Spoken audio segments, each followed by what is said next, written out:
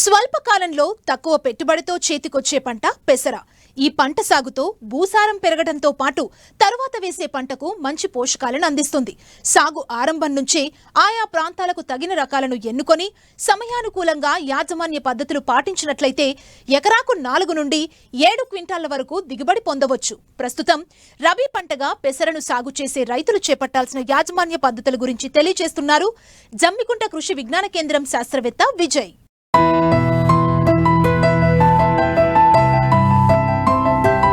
రాను రాను తెలుగు రాష్ట్రాల్లో అపరాల సాగు విస్తీర్ణం గణనీయంగా పెరుగుతోంది. గత కొంతకాలంగా ఆకర్షణీయంగా ఉన్న మార్కెట్ ధరలు సంప్రదాయ పంటల కన్నా స్వల్పకాలంలో అందివచ్చే పంటలే మేలని వ్యవసాయ నిపుణులు సైతం సూచిస్తుండటంతో రైతులు వీటి సాగుకు మొగ్గు చూపుతున్నారు. మారుతున్న ఆహారపు అలవాట్లతో వీటి వినియోగం అధికమైంది. అన్ని పంటల సరళిలో ఒద్దికగా ఒదిగిపోవటం, తక్కువ వ్యవధిలో పంట పూర్తవడం, ఏక పంటగానే కాక పలు అంతర మిశ్రమ పంటల కలయికతో వీటి సాగు ఆశాజనకంగా ఉంది. తక్కువ వ్యవధిలోనే పంట చేతికొచ్చి తరువాత వేయబోయే పంటలకు అనువుగా ఉండటంతో సాగు మరింత లాభదాయకంగా ఉంది. ప్రస్తుతం వేసవి పెసర విత్తే సమయం. ఫిబ్రవరి నుంచి మార్చి వరకు విత్తుకునే అవకాశముంది. అయితే పెసరలో అధిక దిగుబడులను పొందాలంటే ఆయా ప్రాంతాలకు అనువైన రకాల ఎంపికతో పాటు మేలైన యాజమాన్య పద్ధతులను చేపట్టాలని రైతులకు సూచిస్తున్నారు జమ్మికుంట కృషి విజ్ఞాన కేంద్రం శాస్త్రవేత్త విజయ్. ప్రస్తుత పరిస్థితుల్లో కనుక చూసుకున్నట్లయితే ఇప్పుడు వేసవిలో మనం ఆరుతడి పంటగా పెసర సాగు చేసుకోవడానికి ఈ సమయం అనుకూలంగా ఉంటుంది. మనం కనుక విత్తే సమయం, పెసర పంటను విత్తే సమయం కనుక చూసుకున్నట్లయితే ఫిబ్రవరి మాసం మొదటి నుండి మొదలు పెడితే మళ్ళీ మనకు మార్చి 15 వరకు ఈ పంటను విత్తుకోవడానికి అవకాశం ఉంది. పెసర పంటను సాగు చేయడానికి అన్ని రకాల నేలలు అనుకూలమైనవి. కేవలం చౌడు నేలలు మరియు మురుగునీరును పట్టి ఉంచే నేలలు పెసర సాగుకు పనికిరావు. సాధారణంగా నీటిని నిల్వ ఉంచుకునే నల్లరేగడి నేలలైనా కానీ పెసర సాగుకు అనుకూలంగా ఉంటాయి. మనం ఈ పెసర పంట సాగుకు విత్తన మోతాదు కనుక చూసుకున్నట్లయితే ఎకరానికి 6 నుండి 8 కిలోల విత్తనం సరిపోతుంది. అయితే ఈ విత్తన మోతాదుతో పాటు విత్తన ఎంపిక కూడా చాలా ముఖ్యమైనది. పెసర పంట సాగు చేస్తున్నప్పుడు అనేక రకాలు అందుబాటులో ఉన్నాయి. దానిలో మనకు వరంగల్ వారిచే విడుదల చేయబడిన WGG42 యాదాద్రి అనే రకం అనేది పల్లాకు తెగులను తట్టుకొని కాయలు పొడవుగా ఉండి గింజలు లావుగా ఉండి ఆకర్షణీయంగా ఉండి పంట దిగుబడులు ఎక్కువ రావడంలో ముఖ్య పాత్ర పోషిస్తుంది ఈ వెరైటీ. కాబట్టి ఈ రకము మనకు అన్ని రీసెర్చ్ స్టేషన్స్లలో దాదాపుగా అందుబాటులో ఉంది. ఈ యొక్క రకాన్ని మనం ఎకరానికి 6 నుండి 8 కిలోలు నాగలి వెంబడి కానీ లేదంటే మనం యాంత్రికంగా సీడ్ కమ్ ఫర్టిలిటీ ద్వారా ట్రాక్టర్కు అమర్చిన ఆ యంత్రంతో కూడా మనం సాళ్ల పద్ధతిలో విత్తుకోవడానికి అవకాశం ఉంటుంది. అయితే ఈ విత్తేటప్పుడు మనం ముఖ్యంగా గుర్తుపెట్టుకోవాల్సిన విషయం ఏంటంటే విత్తన శుద్ధి. సాధారణంగా మనము పంట విత్తిన 15 నుంచి 20 రోజుల లోపల రసం పీల్చే పురుగుల యొక్క తాకిడి అనేది ఎక్కువగా ఉంటుంది. మనం కనుక మన కేజీ విత్తనానికి 5 గ్రాముల థయోమిథాక్సామ్ కానీ లేదా 5 గ్రాముల ఇమిడాక్లోప్రిడ్ కానీ కలిపి విత్తన శుద్ధి చేసుకొని మనం విత్తనం పెట్టుకున్నట్లయితే ఏదైతే ఈ తొలి దశలో ఆశించే రసం పీల్చే పురుగుల ఉధృతి అనేది తగ్గడానికి అవకాశం ఉంటుంది. దానితో పాటు ఈ మనం ఫంగిసైడ్ తోటి విత్తన శుద్ధి చేసిన తర్వాత చివరగా రైజోబియం తోటి కూడా విత్తన శుద్ధి చేసుకున్నట్లయితే మనం విత్తనం ద్వారా ఆశించే తెగుల నుండి పంటను కాపాడుకోవడానికి అవకాశం ఉంటుంది. ఈ విత్తన శుద్ధి తర్వాత విత్తే దూరం కూడా మనకు దిగుబడులు సాధించడంలో ముఖ్య పాత్ర పోషిస్తుంది.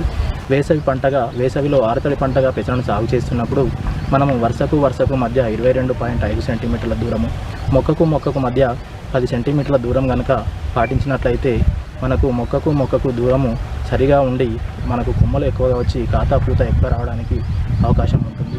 దీనివల్ల దిగుబడులు పెరగడానికి కూడా అవకాశం ఉంటుంది. దానితో పాటు పెసర సాగులో మనం ముఖ్యంగా గుర్తుపెట్టుకోవాల్సిన విషయం కనుక చూసుకున్నట్లయితే ఎరువుల యాజమాన్యం కనుక చూసుకున్నట్లయితే సాధారణంగా మనము పెసర పంట విత్తుకునే ముందు చివరి దక్కిలో ఒక 2 టన్నుల పశువుల ఎరువు కనుక చల్లుకొని ఆ తర్వాత ఈ విత్తన శుద్ధి ద్వారా రైజోబియం ద్వారా విత్తన శుద్ధి చేసుకొని మళ్ళీ మనకు పొలంలో ఏదైతే పశువుల ఎరువు వేస్తున్నామో ఆ పశువుల ఎరువులతోటి మనము ఈ పాస్పోబ్యాక్టర్ అనేది ఒక ఎకరానికి 2 కిలోల చొప్పున పశువుల ఎరువుతో కలుపుకొని చల్లుకున్నట్లయితే మనకు భూమి లోపల ఉండే భాస్వరాన్ని అలభ్య రూపంలో ఉండే భాస్వరాన్ని లభ్య రూపంలో మార్చడానికి ఈ పాస్పోబ్యాక్టర్ అనేది ఈ బయోఫర్టిలైజర్ మనకు ఉపయోగపడుతుంది. దానితో పాటు ఒక ఎకరం పెసర పంట సాగు చేయడానికి ఆఖరి దుక్కిలో ఒక 20 నుంచి 25 కిలోల నత్రజనికి సంబంధించి యూరియా ఎరువును, దానితో పాటు ఒక 2 బస్తాల సింగిల్ సూపర్ ఫాస్ఫేట్ను మనం ఆఖరి దుక్కిలో వేసుకుంటే దిగుబడులు అధికంగా రావడానికి అవకాశం ఉంటుంది. ఒకవేళ పంట లోపల మనం ఆఖరి దుక్కి లోపల ఈ ఎరువులు కనుక వేసుకోవడానికి వీలు కాని పరిస్థితులలో మనం పంట పైన 19 కానీ మల్టీకే కానీ పోషకాలు పైపాటుగా పిచికారీ చేయడం వల్ల పంట ఎదగడానికి అవకాశం ఉంటుంది. దానితో పాటు కలుపు యాజమాన్యం, పంట విత్తిన మొదటి నుండి మొదలు పెడితే మనకు ఒక 40 రోజుల వరకు కలుపు లేకుండా చూసుకోవడం అనేది చాలా ముఖ్యమైనది. కలుపు లేకుండా చూసుకోవడం వల్ల మనకు దిగుబడులు కూడా తగ్గకుండా మంచి పంట రావడానికి అవకాశం ఉంటుంది. దీనిలో భాగంగా విత్తనం విత్తిన వెంటనే 2 రోజుల లోపల అనగా 48 గంటల లోపల నేలలో తేమ ఉన్నప్పుడు పెండిమిథాలిన్ అనే కలుపు మందును 1.3 నుండి 1.6 లీటర్ల వరకు 200 లీటర్ల నీటిలో కలిపి పిచికారీ చేసుకుంటే ఏదైతే మనం విత్తనం పెడుతున్నామో విత్తనం పెట్టినప్పుడు మొలిచే కలుపును నివారించుకోవడానికి అవకాశం ఉంటుంది. ఆ తర్వాత పంట 20 రోజుల దశలో ఉన్నప్పుడు కలుపును నివారించుకోవాలంటే కలుపు మందులు కూడా ఉన్నాయి. దీంట్లో ఈ సమయంలో ముఖ్యంగా వెడల్పాకు కలుపును కంట్రోల్ చేసుకోవడానికి ఇమాస్టోపైర్ అనే మందును 300 మిల్లీలీటర్లు ఎకరానికి 200 లీటర్ల నీటిలో కలుపుకొని పిచికారీ చేసుకోవాల్సిన అవసరం ఉంది. దానితో పాటు ఒకవేళ గడ్డి జాతి కలుపు కూడా అధికంగా ఉన్నట్లయితే మనము పిజ్లోఫాపిథైల్ అనే మందును 450 మిల్లీలీటర్లు ఎకరానికి 200 లీటర్ల నీటిలో కలుపుకొని పిచికారీ చేసుకున్నట్లయితే మనము ఈ కలుపును నివారించుకోవడానికి అవకాశం ఉంటుంది. ఎప్పుడైనా కానీ కలుపు మందు పిచికారీ చేసినప్పుడు నేలలో తగినంత తేమ ఉంటే ఈ కలుపు మందులు ఎఫెక్టివ్గా పనిచేసి మనకు కలుపు రాకుండా మనం పంటను కాపాడుకోవడానికి అవకాశం ఉంటుంది. దానితో పాటు ఈ ఎరువుల యాజమాన్యము కలుపు యాజమాన్యంతో పాటు నీటి యాజమాన్యం కూడా పంట ఎదుగుదలలో ప్రముఖ పాత్ర పోషించడానికి అవకాశం ఉంటుంది. మనం ఆరుతడి పంటగా సాగు చేస్తున్నాం కాబట్టి పంట యొక్క దశలను బట్టి నీటి స్మిత దశలను బట్టి మనము మొలకెత్తే దశలో దాంతోపాటు పూతకు ముందు మళ్ళీ గింజ తయారయ్యే దశలో కనుక మనము నీటి యాజమాన్యాన్ని కనుక పాటించినట్లయితే పంట ఏపుగా పెరిగి అధిక దిగుబడులు రావడానికి అవకాశం ఉంటుంది. ఒకవేళ పంట కనుక బెట్టకు గురి అయినట్లయితే ఆ సమయంలో మనము పైపాటుగా 20 గ్రాముల యూరియా కానివ్వండి లేదా 10 గ్రాముల మల్టీకే కానివ్వండి లీటర్ నీటికి కలుపుకొని ఒక 2 నుండి 3 సార్లు పిచికారీ చేస్తే మనకు పంట ఏపుగా రావడానికి అవకాశం ఉంటుంది. సో దీనిలో భాగంగా ముఖ్యంగా మనం విత్తనం నుండి మళ్ళీ పంట కోసే వరకు ఈ నీటి యాజమాన్యము ఎరువుల యాజమాన్యము కలుపు యాజమాన్యంతో పాటు చీడపీడల యాజమాన్యం కూడా ఖచ్చితంగా పాటించినట్లయితే అధిక దిగుబడులు సాధించడానికి అవకాశం ఉంటుంది.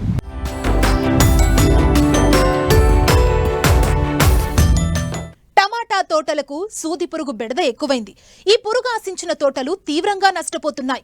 గతేడాది గుర్తించిన ఈ పురుగు ప్రస్తుతం తెలంగాణలోని చాలా ప్రాంతాల్లో ఆశించినట్లు శాస్త్రవేత్తలు గుర్తించారు.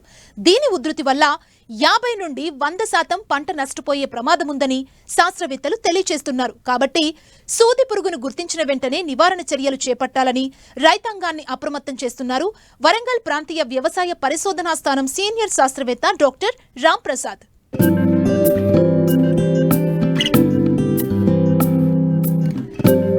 నీటి వసతి ఉన్న ప్రాంతాల్లో ఏడాది పొడవునా సాగుకు అనుకూలంగా ఉండే కూరగాయ పంట టమాటా. ధరల్లో హెచ్చుతగ్గులున్నా ఒకసారి కాకపోతే మరోసారైనా ఆర్థిక వెసులుబాటు ఉంటుందనేది రైతుల నమ్మకం. ఇది వాస్తవం కూడా. అందువల్ల తెలుగు రాష్ట్రాల్లో చాలా మంది రైతులు టమాటా సాగును నిరంతరాయంగా కొనసాగిస్తున్నారు. ముఖ్యంగా నగరాలకు చుట్టుపక్కల గ్రామాల్లో అధికంగా సాగులో ఉంది. అయితే టమాటాకు సూది పురుగు ఉధృతి రైతుకు పెద్ద తలనొప్పిగా మారింది. దీని అసలు పేరు అమెరికన్ పిన్వామ్. ఈ పురుగు 2014లో మొదట మహారాష్ట్రలో కనబడగా అతి కొద్ది కాలంలోనే దేశమంతటా విస్తరించింది. ఈ మధ్య కాలంలో తెలుగు రాష్ట్రాల్లో కూడా సూది పురుగు ఉధృతి పెరిగింది. దీని బెడద వల్ల 50 నుంచి 100% వరకు రైతులు పంట నష్టపోయే ప్రమాదముంది. ఈ పురుగు నివారణకు చేపట్టాల్సిన సస్యరక్షణ చర్యల గురించి తెలియజేస్తున్నారు వరంగల్ ప్రాంతీయ వ్యవసాయ పరిశోధనా స్థానం సీనియర్ శాస్త్రవేత్త డాక్టర్ రామ్ ప్రసాద్. 2014 సంవత్సరం నుండి మనకి ఈ టొమాటోలో ఈ అమెరికన్ పిన్వామ్, దాన్నే మన ఫార్మర్సు సూది పురుగు అని కూడా అంటారు. ఇది 2014 సంవత్సరంలో మనకి మహారాష్ట్ర ప్రాంతంలో కనబడడం జరిగింది. ఈ మధ్యకాలంలో ఈ టమాటా పండించే అన్ని ప్రాంతాల్లో కూడా ఈ అమెరికన్ పిన్వామ్ అంటే ఈ సూది పురుగు అనేది చాలా ప్రాంతాల్లో కనబడుతుంది. ముఖ్యంగా దీని రెక్కల పురుగు అనేది రాత్రిపూట సంచరిస్తుంది కాబట్టి ఇది గుడ్లు పెట్టడం కూడా రాత్రే పెడుతుంది కాబట్టి దీనిపై నిఘా పెట్టడం అనేది చాలా కష్టతరము. మొక్క లేత భాగాలు ముఖ్యంగా ఆకులపైన కానీ కొమ్మలపైన కానీ పూ మొగ్గలపైన కానీ ఇది విడివిడిగా కానీ గుంపులుగా కానీ గుడ్లు పెట్టడం జరుగుతుంది. ఈ గుడ్ల నుండి పిల్ల పురుగులు సుమారుగా 4 నుండి 6 రోజుల్లో బయటికి రావడం జరుగుతుంది. ఈ పిల్ల పురుగులు బయటికి రాగానే ఆకులపైన ఉన్న పత్రహరితాన్ని గోకి తినడము, తర్వాత నెమ్మదిగా ఆకు మధ్య లోపలికి తొలుచుకొని పోయి మనకి పాము పొడల్లాగా కనబడే అవకాశం ఉంటుంది. ముఖ్యంగా ఇది కాయల లోపలికి వెళ్ళినప్పుడు కాయలపైన చిన్న రంధ్రం చేసుకొని లోపలికి వెళ్ళడం జరుగుతుంది. అయితే లోనికి వెళ్ళినప్పుడు ఈ టొమాటో పైన ఉన్న తొక్క కిందికి కొంచెం చేరి నెమ్మదిగా పూర్తిగా తినుకుంటూ ఉంటుంది.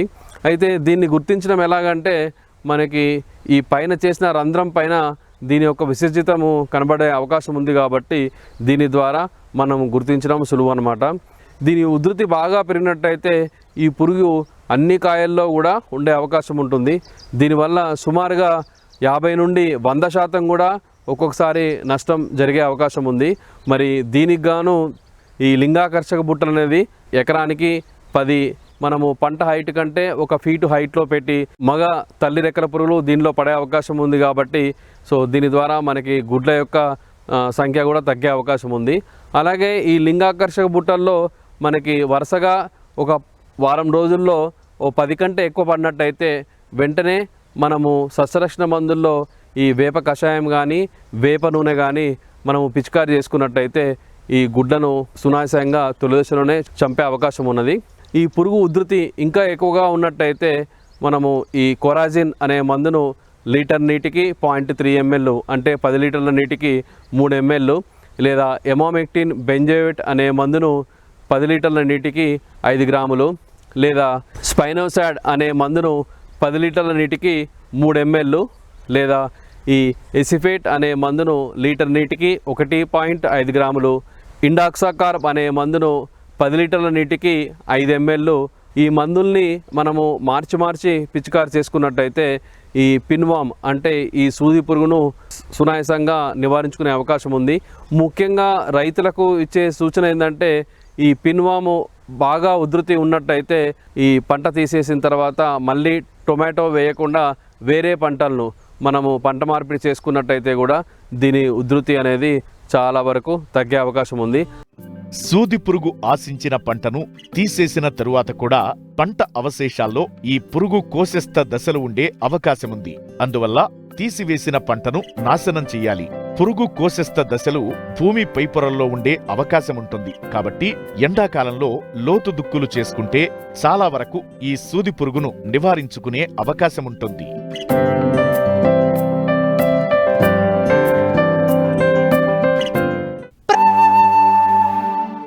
రాష్ట్రాల్లో సాగవుతున్న యాసంగి వరి పైరు వివిధ దశల్లో ఉంది. వాతావరణంలో వస్తున్న మార్పుల కారణంగా చాలా ప్రాంతాల్లో అగ్గి తెగులు, మొగిపురుగు ఆశించినట్లు శాస్త్రవేత్తలు గుర్తించారు. వీటి వల్ల దిగుబడులకు తీవ్ర నష్టం వాటిల్లే ప్రమాదం ఉంది. కాబట్టి రైతులు సత్వరమే తగిన జాగ్రత్తలు పాటించాలని సూచిస్తున్నారు పొలాస ప్రాంతీయ వ్యవసాయ పరిశోధనా స్థానం శాస్త్రవేత్త బలరాం.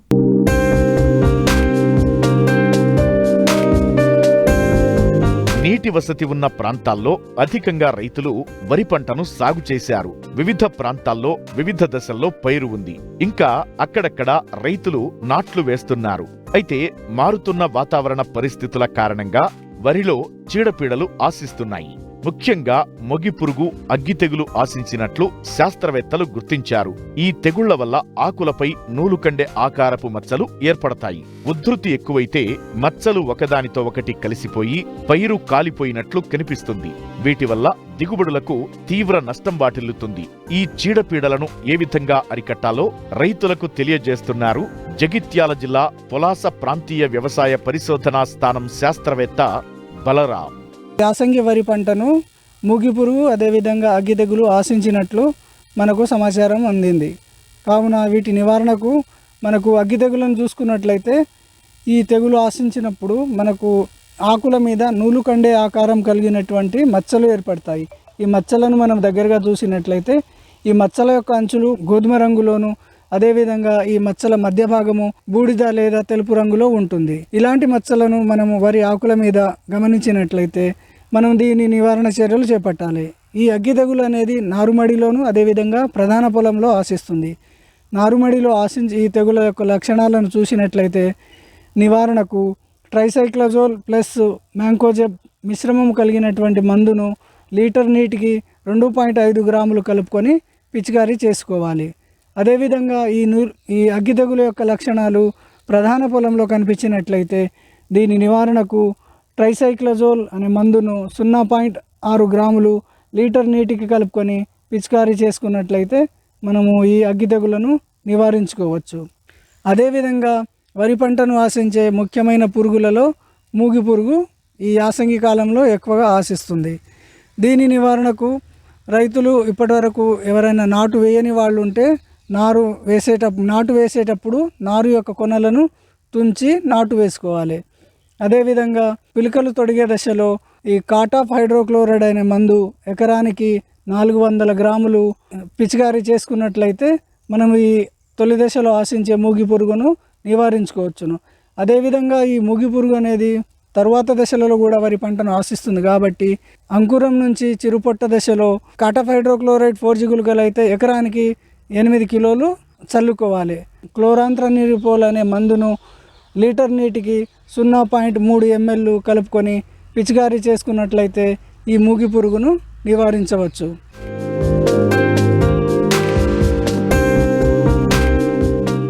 ఉత్తర కోస్తా జిల్లాల్లో సాగులో ఉన్న తోట పంట జీడి మామిడి. ఈ తోటల నుంచి హెక్టారుకు 2000 నుంచి 2500 కిలోల దిగుబడి సాధించే అవకాశం ఉన్నప్పటికీ మన రైతులు పొందుతున్నది కేవలం 1000 కిలోలు మాత్రమే. ఇందుకు ప్రధాన కారణం సాగు యాజమాన్య పద్ధతుల పట్ల రైతులకు అవగాహన లేకపోవటమే. ప్రస్తుతం తోటలు పూత పిందె దశలో ఉన్నాయి. ఈ దశలో అధిక దిగుబడుల కోసం చేపట్టాల్సిన ఆ మెలకువలేంటో కొండెంపూడి కృషి విజ్ఞాన కేంద్రం శాస్త్రవేత్త డాక్టర్ రాజ్ కుమార్ ద్వారా తెలుసుకుందాం.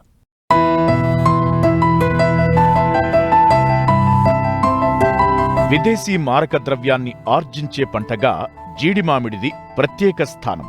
కోస్తా తీర ప్రాంతాలైన శ్రీకాకుళం నుండి నెల్లూరు జిల్లా వరకు దీనిని సాగు చేస్తున్నారు రైతులు. అయితే ఇటీవలి కాలంలో ఈ పంట విస్తీర్ణం గణనీయంగా తగ్గిపోయింది. ఇందుకు గల కారణాలను గమనిస్తే పిక్క తోటలను వేయడం, ఎరువుల యాజమాన్యం పట్ల అశ్రద్ధ, సస్యరక్షణపై అవగాహన లేకపోవడం, దీనివల్ల చీడపీడల సమస్య ఎక్కువగా ఉండి దిగుబడులు నామమాత్రంగా ఉంటున్నాయి. ప్రస్తుతం తోటలన్నీ మంచి పూత పిందెతో కళకళలాడుతున్నాయి. ఎరువుల యాజమాన్యంలో భాగంగా ఇప్పటికే రైతులు సిఫారసు చేసిన పోషకాలను అందించి ఉంటారు. కాబట్టి ప్రస్తుత దశలో చీడపీడల పట్ల మెలకువగా ఉండాలంటూ వివరాలు తెలియజేస్తున్నారు విశాఖ జిల్లా కొండెంపూడి కృషి విజ్ఞాన కేంద్రం శాస్త్రవేత్త డాక్టర్ రాజ్ కుమార్. ప్రస్తుతం మన ఉత్తర కోస్తా జిల్లాల్లో కానీ అదేవిధంగా విశాఖపట్నం జిల్లాల్లో ఈ సమ్మర్ సీజన్ కంటే మనకి జనవరి నుంచి కానీ చూసినట్టయితే మనకి జీడి మామిడి అనేది చాలా ఒక ప్రాముఖ్యమైనటువంటి పంట. బంజరు భూముల్లో కూడా ఏంటంటే ఈ జీడి మామిడిని ఎక్కువగా కల్టివేట్ చేయడం అనేది జరుగుతూ ఉంది మన విశాఖపట్నం జిల్లాలో. సాధారణంగా దీనికి ఎటువంటి నీటి యాజమాన్యం లేకుండా రైతులు సాగు చేస్తూ ఉంటారు. ఈ జీడి మామిడి విషయానికి వచ్చినట్టయితే ప్రస్తుతం ఉన్నటువంటి పరిస్థితులు కానీ చూసినట్టయితే మనకి ముఖ్యంగా మంచి పూత అదేవిధంగా పిందె దశలో మనకి జీడి మామిడి ఉంది. జీడి మామిడిలో సాధారణంగా మనకి డిసెంబర్ చివరి వారం కానీ లేదా మధ్య నుంచి కూడా ఏంటంటే మనకి పూత అనేది స్టార్ట్ అవడం జరుగుతూ ఉండేది. చిగుర్లు రావటం, తర్వాత దాని నుంచి పూత రావటం, ఆ విధంగా ఏంటంటే మనకి జనవరి ఫిబ్రవరి వరకు కూడా మనకి పూత వచ్చి ఇక్కడ నుంచి మనకి ఫిబ్రవరి నుంచి మనకి కాయలు అనేది పెరగటం అనేది జరుగుతూ ఉంటుంది. కొన్నిసార్లు ఏంటంటే మనకి ఈ పూత ఎప్పుడైతే మనకి స్టార్ట్ అవుతుందో అదేవిధంగా మనకి కొత్త ఆకులు లీవ్స్ కొత్తగా వచ్చే టైంలో మనకి ఎక్కువగా ఆశించేటువంటి టీ దోమ. ఈ టీ దోమ ఆశించడం వల్ల ఏంటంటే మనకి సాధారణంగా ఆకులపైన ఉన్నటువంటి అంటే మనకి అంటే లేత ఆకులపైన చిగుర్లపైన ఇది ఆశించి అదేవిధంగా పుష్పగుచ్చాలపైన కూడా ఇది ఆశించడం వల్ల ఏంటంటే అక్కడ రసం పీల్చడం వల్ల అక్కడంతా కూడా నల్లటి మచ్చల్లాగా ఏర్పడటం, అదేవిధంగా కాలిపోయినట్టు మనకి పుష్పగుచ్చాలన్నీ కూడా కాలిపోయినట్టు మనకి కనిపించడం జరుగుతూ ఉంటుంది. దానివల్ల ఏంటంటే మనకి ఆ పుష్పగుచ్చంలో ఉన్నటువంటి పూలన్నీ కూడా మనకి ఎండిపోవటం కానీ రాలిపోవటం, తర్వాత లేత ఆకులన్నీ కూడా మనకి కాల్చేసినట్టు నల్లగా మారిపోయి అక్కడ నుంచి ఇంకెటువంటి ఫర్దర్ గ్రోత్ అనేది ఉండదన్నమాట. దాని గురించి ఏంటంటే మనకి ఈ జీడి మామిడిలో మనకి సాధారణంగా 3 సార్లు మనకి పుష్పాలు వచ్చేటువంటి ఉంటుంది. దీంట్లో మెయిన్గా మనకి డిసెంబర్ లాస్ట్ వారంలో ఒకసారి రావడం జరుగుతుంది. అదేవిధంగా జనవరిలో మనకి ఫైనల్గా ఫిబ్రవరి మార్చిల వరకు కూడా మనకి చివరి పూత దశ అనేది ఉంటుంది. అదేవిధంగా దీంట్లో మనకి 3 రకాలైన పుష్పాలు అనేవి మనకి కనిపిస్తూ ఉంటుంది. మగ పుష్పాలు, ఆడ పుష్పాలు, అదేవిధంగా మగ ఆడ కలిగినటువంటి 2 కలిగినటువంటి ద్విలింగ పుష్పాలు అనేవి కనిపిస్తూ ఉంటుంది. మనకి ఏదైతే ద్విలింగ పుష్పాలు ఉంటాయో వాటి నుంచే మనకి కాయలు అనేవి ఏర్పడటం జరుగుతూ ఉంటుంది. మిగిలినటువంటి మగ పుష్పాలన్నీ కూడా మనకి చిన్న చిన్నగా మనకి ఎండి రాలిపోవడం జరుగుతూ ఉంటుంది. ఈ సమయంలో కానీ ఈ టీ దోమ కానీ ఆశించడం వల్ల ఏంటంటే మనకి పుష్ప గుచ్చాలన్నీ కూడా మనకి నల్లగా మారిపోయి ఎండిపోవడం జరుగుతూ ఉంటుంది. కాబట్టి దీనికి మనకి సాధారణంగా 3 దశల్లో మనకి పుష్పాలు వస్తాయి. కాబట్టి 3 దశల్లో మనం ఈ యాజమాన్య పద్ధతులనే మనం పాటించాలి. దీనికోసం ఏంటంటే సాధారణంగా మొదటి దశలో మనకి డిసెంబర్లో కానీ లేకపోతే జనవరి ఫస్ట్ వారంలో మనకి రైతు సోదరులు ఏంటంటే మోనోక్రోటోఫాస్ అనేది 1.6 మిల్లీలీటర్లు 1 లీటర్ కలిపి పిచికారీ చేసుకోవాలి. దాంతోపాటు ఏంటంటే మనకు సాధారణంగా కొన్నిసార్లు మనకి ఆంత్రాక్నోస్ అనే డిసీజ్ కూడా మనకు వచ్చేటువంటి అవకాశం ఉంది. కాబట్టి దానికోసం మనకి 1 లీటర్కి 3 గ్రాముల కాపరాక్సి క్లోరైడ్ అనేది కూడా మనం పిచికారీ చేసుకోవచ్చు. అదేవిధంగా అది లేని పక్షంలో ఏంటంటే మనకి కార్బండిజం ప్లస్ మ్యాంకోజబ్ అనే మందు కూడా మనకి మార్కెట్లో అవైలబుల్ ఉంది. దాన్ని కూడా 2.5 గ్రామ్స్ పర్ లీటర్ కూడా మనం పిచికారీ చేసుకున్నట్టయితే ఈ సమయంలో అంటే మనకి జనవరిలో కూడా మనకి మంచు ఎక్కువగా పడుతూ ఉంటుంది. అదేవిధంగా ఫిబ్రవరి వరకు కూడా మంచు కొంచెం లైట్గా పడుతూ ఉంటుంది. కాబట్టి మళ్ళీ రెండో దఫా మనకి పూత వచ్చే సమయంలో అంటే మనకి మ్యాక్సిమం మన ఫిబ్రవరి మాసంలో ఏంటంటే మనకి లాంబ్డా సైలోత్రిన్ అనే మందు 0.6 మిల్లీలీటర్ నుంచి 1 మిల్లీలీటర్ వరకు కూడా మనం పిచికారీ చేసుకోవచ్చు. దాంతోపాటు కాపర్ ఆక్సీ క్లోరైడ్ 3 గ్రాములు లేదంటే మనకి కార్బండిజం ప్లస్ మ్యాంకోజబ్ అనేది 2.5 గ్రాములు రెండింటిని కలిపి మనం పిచికారీ చేసుకోవటం వల్ల ఏంటంటే ఈ రెండో దఫా వచ్చేటువంటి ఈ టీ దోమను కూడా మనం తగ్గించుకోవచ్చు. ప్రస్తుతం జీడి తోటలన్నీ పూత పిందె దశల్లో ఉన్నాయి. అయితే రైతులు తెలిసో తెలియకో చేస్తున్న కొన్ని పొరపాట్ల వల్ల పూత పిందె రాలిపోయి దిగుబడులను కోల్పోతున్నారు. ఈ దశలో సిఫారసు చేసిన మందులను మాత్రమే పిచికారీ చేస్తూ సూక్ష్మ పోషకాల నివారణకు తగిన జాగ్రత్తలు పాటించాలంటున్నారు డాక్టర్ రాజ్ కుమార్. ఇక చివరిగా మూడోసారి కూడా మనకి మార్చి వరకు కూడా మనకి పూత ఉండే దశ ఉంది. కాబట్టి మూడోసారి మనకి మార్చిలో కానీ లేకపోతే ఫిబ్రవరి చివరి వారంలో ప్రొఫినోఫాస్ అనే మందు 2 మిల్లీలీటర్లు దాంతోపాటు కాపరాక్సి క్లోరైడ్ 3 గ్రాముల చొప్పున కానీ మనం కానీ కలిపి పిచికారీ చేసుకున్నట్టయితే ఈ పూత మనకి ఈ టీ దోమ అదేవిధంగా ఆంత్రాక్నోస్ 2 కూడా మనకి కంట్రోల్ అవడానికి వీలవుతుంది. మంచి కాపు అనేది నిలబడటానికి అవకాశం ఉంటుంది. అదేవిధంగా ఏంటంటే ఈ సమయంలో మన పూత మనకి వచ్చేటప్పుడు తర్వాత ఏంటంటే కాయలు బాగా నిలబడి చిన్నగా ఉన్న సమయంలో మనం కొంచెం అవి మనకి ఎక్కువగా నిలబడటం కోసం అంటే 319 అంటాం. అదేవిధంగా లేదంటే మల్టీకే 13045 అనేది 1 లీటర్కి 5 గ్రాముల చొప్పున కానీ మనం కలిపి మనం పిచికారీ చేసినట్టయితే మొక్క అంతా కూడా తడిచేలాగా మనం పిచికారీ చేసినట్టయితే కాయలు మనకి కొంచెం సైజు పెరగటమే కాకుండా ఏంటంటే కాయలు మనకి మొక్క మీద నిలబడి బాగా పెరగటానికి కూడా వీలవటం జరుగుతుంది. కంపల్సరీగా ఏంటంటే రైతు సోదరులు ఈ 3 దఫాల్లో ఉన్నటువంటి ఒకే కెమికల్ కాకుండా 3 దఫాలకి 3 డిఫరెంట్ కెమికల్స్ని కానీ మనం వాడినట్టయితే ఈ టీ దోమని మనం సమర్థవంతంగా మనం అరికట్టవచ్చు. కాబట్టి ఈ సమయంలో ఈ చిన్న పద్ధతులు కానీ మనం పాటించినట్టయితే ఈ సంవత్సరం మనం జీడి మామిడిలో మంచి దిగుబడులు పొందడానికి అవకాశం ఉంది.